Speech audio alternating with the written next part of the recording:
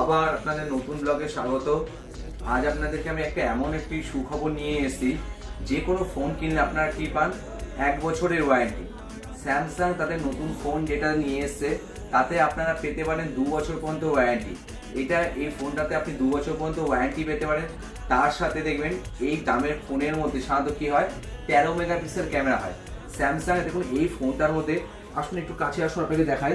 দেখুন first time 50 megapixel camera দিয়েছে, plus দেখুন 4 ইয়ার সিকিউরিটি আপডেট দিয়েছে।